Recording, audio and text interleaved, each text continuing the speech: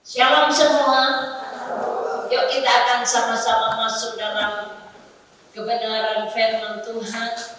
Dan ini merupakan minggu yang keempat, minggu yang terakhir untuk kita masuk di dalam pembahasan tentang bulan keluarga. Masih berkisar sekitar nasihat firman kepada para bapak. Yuk kita lihat ayatnya di dalam kitab Kolose 3. Kitab Kolose pasal yang ketiga. Kita akan baca sama-sama di dalam ayat 21. Firman Tuhan katakan, Kolose 3 ayat 21. Hai bapak-bapak, janganlah sakiti hati anakmu, supaya jangan tawanan. Ada amin? Ya, ini nasihat dari firman Allah untuk para bapak, belajar untuk bersikap, dikatakan di sini untuk tidak menyakiti hati anak-anaknya. Kalau saudara perhatikan, ini satu berita nyata ya. Saya pernah kunjungan ke satu rumah. Ternyata ibu ini mengungkapkan isi hatinya kepada saya dengan pernyataan seperti ini. Begitu anak-anaknya mendengar sepeda motor dari bapaknya pulang dari kantor, ternyata anak-anaknya pada lari semua masuk ke kamarnya. Saudara perhatikan baik-baik, ini fakta, kenyataan hidup. Ternyata firman Allah menasehati kita agar kita menjadi orang tua yang akan menolong suasana keluarga kita masing-masing. Kalau saudara perhatikan di dalam isi yang saya sampaikan, ada 4 hal pada sore hari ini. Ternyata para bapak, saya tekankan di sini kata harus menempatkan diri sebagai sahabat.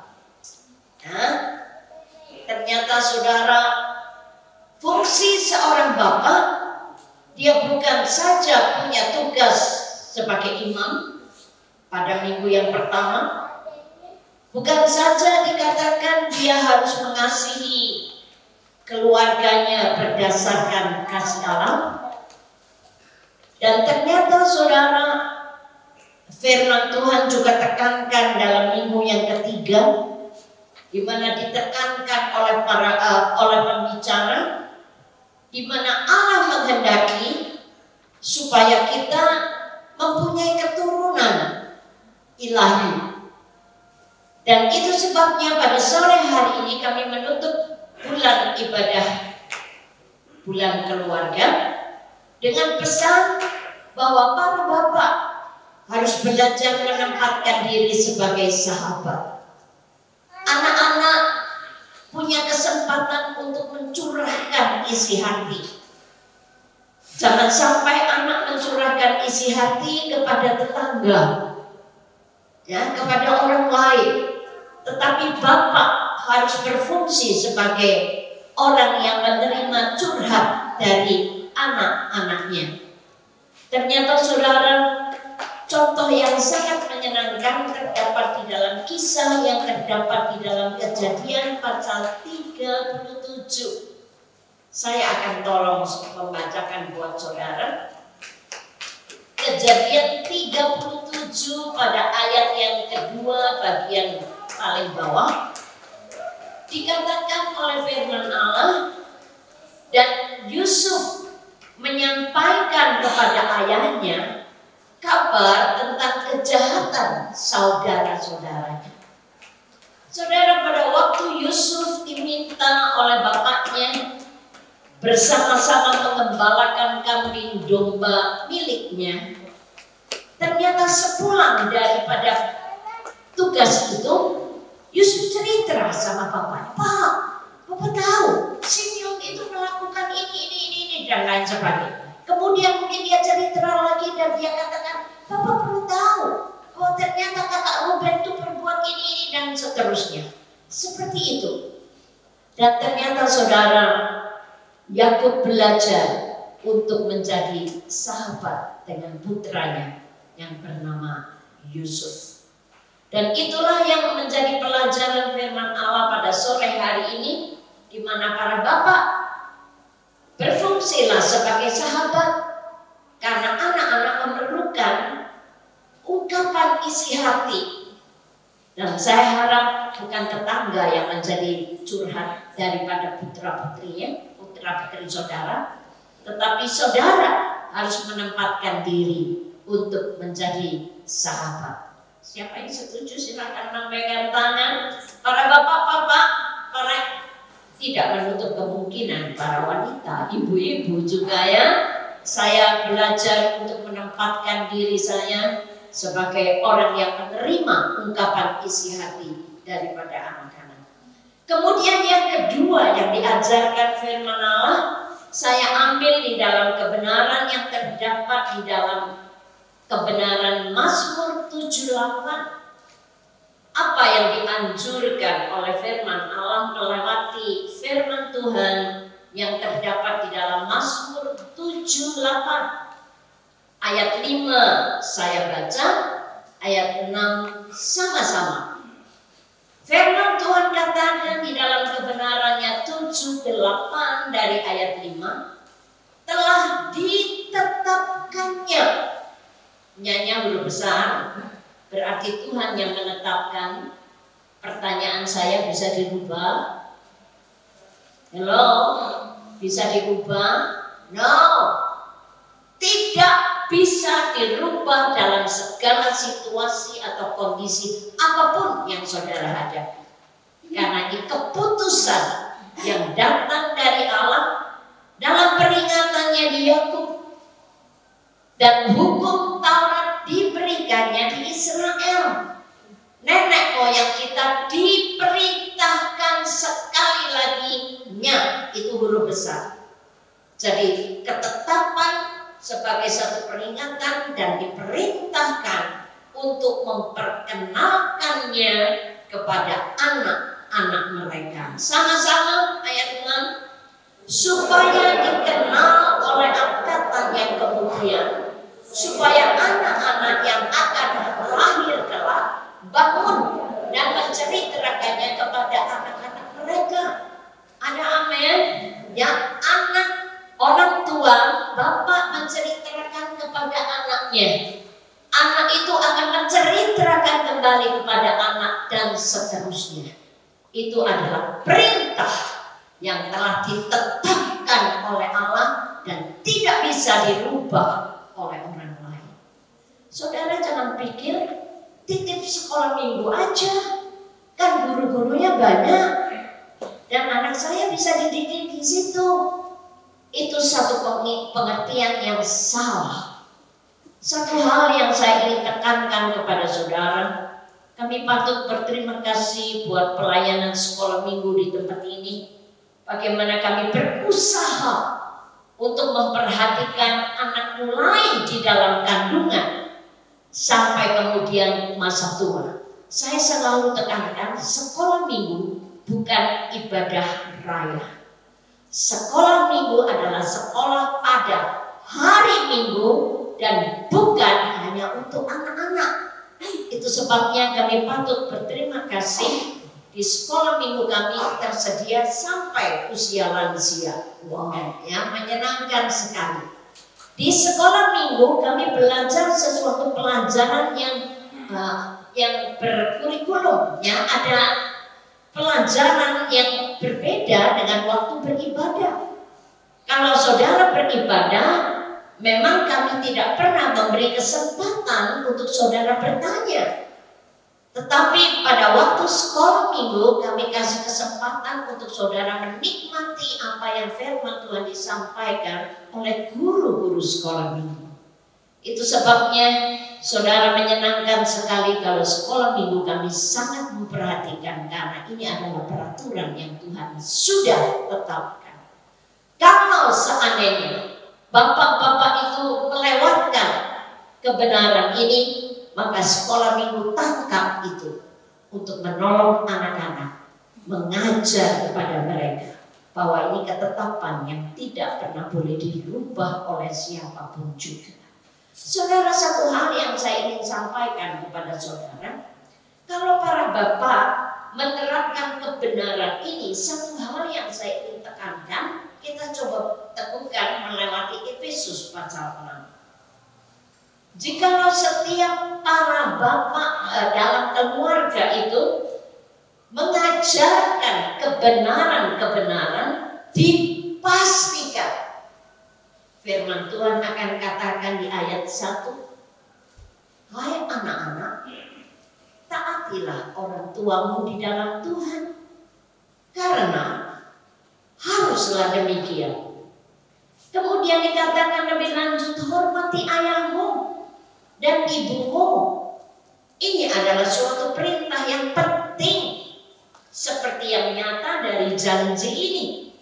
Mengapa saudara? Supaya anak-anak kami berbahagia dan panjang umurnya di bumi. Saudara, kebahagiaan anak-anak itu bukan kalau saudara kasih warisan, ya, dikasih mobil lah, dikasih rumah lah, dikasih uang simpanan yang banyak lah. Firman mengajarkan kepada saudara bahwa anak-anak itu akan menikmati kebahagiaan pada waktu saudara mengajarkan kebenaran. Waktu saudara dimampukan oleh Allah mewariskan iman kepada anak-anak saudara. Karena itu bekal untuk seumur hidupnya. Kalau kekayaan sih, kalau dia tidak bisa mengelola uang dengan baik, habis saja. Ya, saudara, ada kisah yang nyata di dalam firman Allah sudah diberitahu. Bagaimana putra yang sulung dan bungsu itu melakukan sesuatu hal yang bapaknya kasih warisan separuh dari hartanya. Tapi habis. Apakah itu kebahagiaan? Dan pada akhirnya dia menyadari bahwa yang penting melewati firman Allah mengajarkan, wariskan hormat dan takut kepada Tuhan. Oke, masuk dalam kebenaran yang ketiga. Firman Tuhan katakan di dalam kebenaran ini dikatakan seorang bapak harus hidup atau bisa bersikap sabar dan tidak bertindak kasar dalam menjalani hidup kesehariannya dalam keluarganya. Dan saya percaya ini adalah satu kebenaran yang perlu kita terapkan dalam kehidupan kita. Dan satu hal yang saudara perlu tahu, anak-anak ingin mendapatkan satu persekutuan dengan Tuhan di dalam keluarganya. Dan itu adalah sesuatu yang tidak bisa dibeli dengan harta. Kami lihat satu kebenaran yang sudah kami baca tadi di dalam Kolose, coba kami ulang. Kita sekarang masuk di dalam beberapa kebenaran di dalam kitab Kolose. Saya akan tolong bacakan buat saudara. Dikatakan di dalam kebenaran ini seperti 2 hari Minggu yang lalu saya sampaikan kebenaran ayat yang ke-19, di mana dikatakan nasihat untuk para bapak. Hai suami-suami, kasihilah istrimu dan jangan berlaku kasar terhadap dia. Saya meyakini pada setiap pernikahan dilandaskan oleh kasih dari Allah, dipastikan suami tidak berlaku kasar. Setuju para wanita? Amin.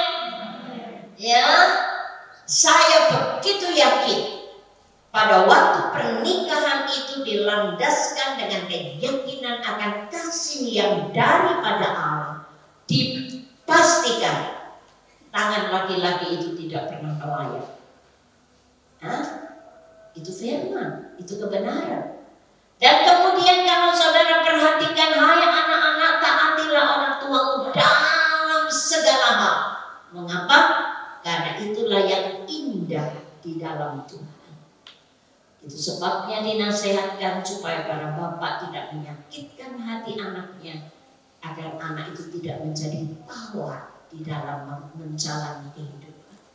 Perhatikan para bapak, fungsi Anda sebagai orang tua sangat-sangat penting diperhatikan. Seringkali kita membengkalaikan ya apa yang firman Allah nasihatkan, sehingga tidak diwujudkan di dalam hidup kesehariannya. Saya begitu yakin dan seyakin-yakinnya bahwa apabila pernikahan bapak ibu itu dilandaskan dengan kasih Allah, itu akan diwujudkan dengan perilaku yang berkenan di hadapan hadirat Tuhan. Kami perlu satu jalinan persekutuan, dan itu saudara yang menciptakan. Tuhan hanya memeteraikan. Halo, ya, para bapak, para ibu, saudara kalau mau menciptakan surga di rumah tangga saudara, itu kita yang harus melakukannya. Setuju? Ya, Tuhan hanya memeteraikan itu kebenaran. Karena saudaralah yang menjadi pelaku. Saya belajar saudara untuk menciptakan suasana seperti itu dalam keluarga. Saya teringat banget ya, waktu dua putra saya sudah kuliah di Surabaya. Kalau mereka pulang sama-sama dari Surabaya, kami satu ranjang itu tidur berempat saudara, dengan ukuran ranjang yang cuma 160. Karena kami saling berbagi apa yang mereka hadapi di sekolah, di kuliah, mereka cerita semua. Dan kami pun menceritakan apa yang Tuhan sudah berbuat di tempat ini. Dan kami saling berbagi. Dan itu yang dikehendaki oleh Tuhan, menciptakan suasana surga di dalam rumah tangga kita. Yang terakhir, kita akan melihat kebenaran firman Tuhan yang terambil di dalam kitab 1 Timotius pasal 4. 1 Timotius pasal 4 kami akan masuk di dalam 12 bagian B. Saya akan tolong bacakan buat saudara. Jadilah teladan bagi orang-orang percaya dalam perkataanmu, dalam tingkah lakumu, dalam kasihmu, dalam kesetiaanmu, dan dalam kesucian. Saudara, jelaslah kebenaran firman ini menjadi satu bagian dalam kehidupan kami dalam menjalani rumah tangga. Dan saya pastikan saudara akan bisa memberikan jawaban yang pasti atas pertanyaan saya. Bolehkah saya bertanya kepada saudara? Seorang perokok dipastikan tidak mungkin dapat melarang anaknya supaya tidak merokok. Setuju? Ya? Ini kebenaran. Ini fakta, saudara. Dan kita tidak bisa menipu diri kita sendiri. Dan firman Tuhan jelas mengatakan apabila seorang bapak yang tidak setia beribadah, mustahil menemukan anak-anak yang baik dalam kehidupannya. Itu sebabnya saya ingin tolong Bapak Ibu, waktu saudara menetapkan diri untuk senantiasa setia beribadah kepada Tuhan, dipastikan itu akan melahirkan anak-anak yang seperti firman Tuhan katakan, anak keluarga. Menjadi kehendak daripada Allah, menjadi kerinduannya, dan kiranya melewati bulan keluarga ini kami boleh menikmati bagaimana saudara berubah. Mungkin itu pola hidup yang lama, mungkin gambaran-gambaran kehidupan yang tidak jelas, tetapi hari ini ada firman, hari ini ada kebenaran, Dan Tuhan ingin menuntun, menyempurnakan keluarga-keluarga saudara. Ada amin. Ya, saya berterima kasih. Saya mendengar sebuah kesaksian yang meneguhkan bulan keluarga ini ternyata ada kesaksian di mezbah keluarga. Bagaimana ada bapak yang mengatakan, bagi saya itu seharusnya, yang itu sudah sekian lama dalam pernikahan saya belum pernah dilakukan. Sudah belum terlambat. Ada amin. Belum terlambat. Allah masih menyajikan kebenaran. Allah senantiasa memberikan firman agar kita boleh menghidupinya dan merubah pola hidup di dalam kita berkeluarga. Apabila mungkin saudara pada waktu ini sampai hari ini belum menjadi pelaku firman, Allah masih kasih kesempatan. Ada amin. Yuk para bapak, saya rindu saudara yang rindu untuk menikmati keluarga. Dikatakan di sini menurunkan manusia ilahi. Saya rindu saudara akan mengangkat tangan di hadapan Tuhan. Para bapak yang rindu.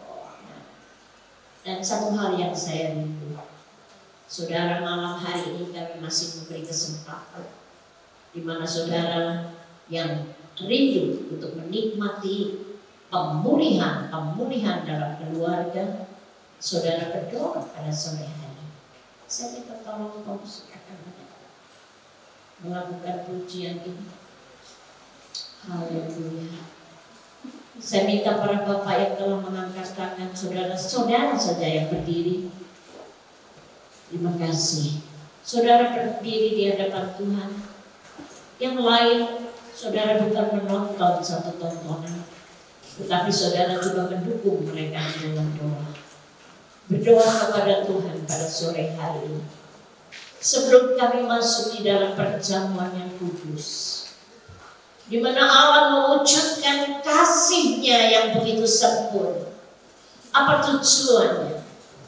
Agar keluarga saudara menikmati surga di dalam kehidupan berkeluarga. Saudara, Allah merindukan agar ada manusia-manusia ilahi di tengah-tengah perhimpunan keluarga saudara, sehingga saudara menikmati arti kehidupan yang sebenarnya. Pada sore hari ini saya rindu membimbing para bapak yang rindu pemulihan yang sempurna di dalam hidup rumah tangga saudara. Ikuti saya berdoa. Bapa di dalam surga, pada sore hari ini di hadapan kami ada bukti nyata Engkau mati ganti dosa kami. Engkau mati ganti kelemahan kami. Dan pada sore hari ini saya rindu agar keluarga ilahi Allah akan mewarnai rumah tangga kami. Terima kasih Bapa. Di dalam nama Yesus kami sambut berkat yang berasal dari Tuhan. Haleluya. Amin. Silakan duduk kembali.